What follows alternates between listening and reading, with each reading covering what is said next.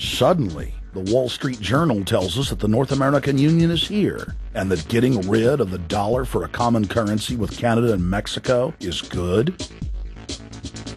The Financial Times of London, published by a member of the Bilderberg Group, crowed that a dictatorial world government had been kept in the shadows for our own good, and that it was now time for it to emerge from behind the curtains of national security.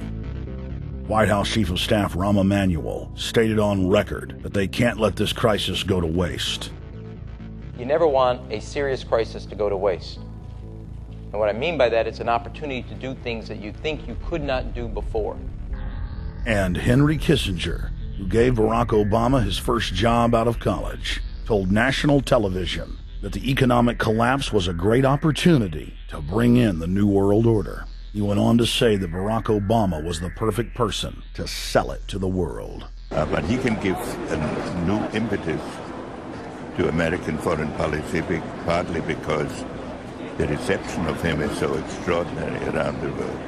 I think his task will be to develop an overall strategy for America in this period when really a new world order can be created. It's a great opportunity. It isn't just a crisis. In June of 2006, our team traveled to Ottawa, Canada, to gather intelligence on the shadow government's agenda for the coming years. I think that's the Queen. Investigative journalist and best-selling author Daniel Estulin had been tracking the Bilderberg Group for more than 16 years. His moles inside Bilderberg informed him that the elite were planning to first run the price of gas up to $150 a barrel, unimaginable in 2006. He also reported that after suckering the middle class back into the stock market, the group was going to implode the subprime mortgage market and destroy public confidence. Well, one of the things that we're getting from this afternoon's conference, this morning conference was about the energy crisis, the price of oil. The afternoon conference, which started about 4 o'clock, 4:30, they were talking about one of the American delegates. I wasn't told who exactly it was talking about the concern that the American citizens have had with the housing prices going down, so they're not investing that money. So what they needed to do is they needed to create the illusion that everything is going well. So what they're going to do over the next year and a half is to bring the market back up to 1998, 1999 levels. They're going to get all the suckers to invest whatever little money they have left over, and that's when they're going to make the economy bottom drop out. They need to destroy the economy because as we're running out of oil, when people don't travel, at least that's what they're saying, when people don't travel, when people don't have money, they don't travel, they don't spend any money, which means you don't waste a lot of oil and natural gas. That's the afternoon. So how does this source, just ballpark, so you have the sources. Well, actually, there are two people who are members of the Bilderberg Club. It's actual members. They're members of the Bilderberg Club who for years and years and years have been going and participating in all the conversations. And they've always been dead on, always.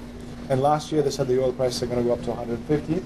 At the time it was 39, went up to 76, basically doubled. If it doubles again, it's going to be back to where these people say. They attack Iran and will it? Year after year, Estulin and other reporters like Jim Tucker are able to report on future events with stunning accuracy, all because they know the agenda of the Bilderberg Group. The Bilderberg Group sits at the top of the world power structure. 125 of the richest and most influential individuals on the globe make up its membership. From Istanbul, Turkey to Chantilly, Virginia, we have tracked the elusive Bilderberg Group. Bilderberg always insist on a media blackout. By June of 2008, we had already figured out that Barack Obama was the elite's puppet of choice. The national media claimed that during the weekend the Bilderberg Group was scheduled to meet, that Obama had speaking engagements set for Chicago and the Midwest. We knew better. In a classic bait-and-switch, the Obama campaign told the press corps to get on Obama's campaign plane, and that Obama would join them on the flight to Chicago. Campaign staff then slammed the door shut. The fawning press had been shanghaied as Obama's campaign aircraft lifted off without Obama. Robert, why were we not told about this meeting and that the senator wouldn't be on our flight until the doors were shut and we were about to taxi to take off? Again, we had a desire, Senator Obama had a desire to do some meetings. Others had a desire to meet with him tonight in a private way, and that's what we're doing. We set up these meetings. They're being done tonight. Again, Is there more than one meeting? Is there more than one person with whom? I'm not going to get into all the details of the meetings. I don't know that I've got a ton more different answers for all of your questions. Obama wasn't going to Chicago. He had a meeting to attend, a secret meeting. Initially, it was believed that the secret meeting took place at Clinton's Washington, D.C. home. Obama's spokesman denied that, but won't confirm where the former rivals met. He also declined to comment on their topics of discussion. For a day and a half, the mainstream media engaged in a wild goose chase, trying to find out where Hillary and Obama had gone. 3 cover stories later, the corporate press had to admit they had no idea where the 2 candidates had gone. And to this day, Clinton and Obama aren't talking. Plenty of sources knew about this meeting, told us and others that it was at Hillary Clinton's house, but clearly it wasn't. In 2008, the trail led us to the Westfields Marriott Hotel, right outside Washington, D.C. We just flew into Washington, D.C. We're driving to the Westfields Marriott. Tomorrow, the hotel's closed throughout the week, into the weekend for the Bilderberg Group meeting. We're going to check in the night before. They're going to kick us out tomorrow. So we're going directly into the belly of the beast. The hotel will be filled with at least 5 spy agencies. CIA, Defense Intelligence, Mossad, European Union security. We checked into the Westfields Marriott 48 hours before hotel guests were scheduled to be thrown out ahead of the annual meeting. The building was nestled in the heart of the military-industrial complex, with the National Reconnaissance Office and Raytheon just a stone's throw away.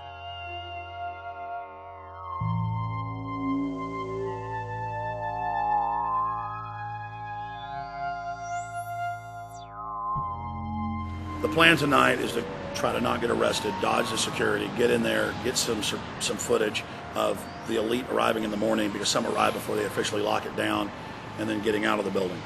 That's our plan. I'm also going to be getting a call by a international syndicated radio show, Coast to Coast AM with George Norrie, and all week he's getting briefings from me every night about things as they develop.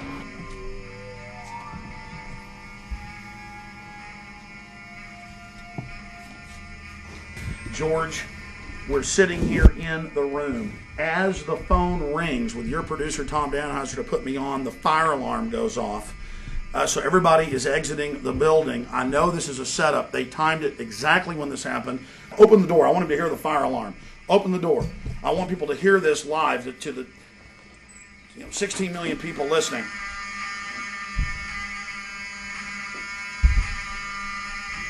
George, do you hear that? Now, they're going to use this as an excuse. The Westfields Marriott, right outside D.C. in Chantilly, they want to use this to flush us out of here. They're very upset. Everybody that covers Bilderberg, I was detained 2 years ago, interrogated, screamed at. They said Bilderberg was upset about me, wanted to stop us.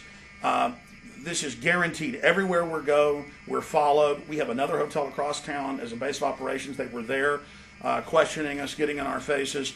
We're being followed everywhere. I need everybody's support right now. I pray to God they don't try to set me up. They may have tried to concoct this as some way to say, look, they didn't leave during a fire drill, assessing me, knowing I would stay and do the interview. But again, the moment the phone rang with Tom Danheiser, the moment the phone rang, the guys answered it, I'm standing there, the alarm goes off. It's going off right now. The guests are exiting the hotel out there. Of course, there's no fire.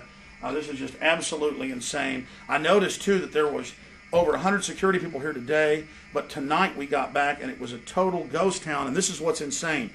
We have a security guy walk up to us 30 minutes ago, about 25 minutes ago, before this happened, and said, "What are you guys doing?" We said, "We're just walking around checking out the artwork in the hotel," which we actually were admiring it, but we were also going around getting some footage.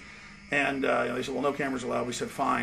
And then he said, "Yeah, we had somebody do a fire alarm a few weeks ago, and me and Rob, my camera guy, were on. Why is he telling us about a fire alarm?" I forgot that part, George. These bastards have done this. I don't know how. They're planning to try to set us up or something, but this is incredible. We are here in the middle of this right now, George.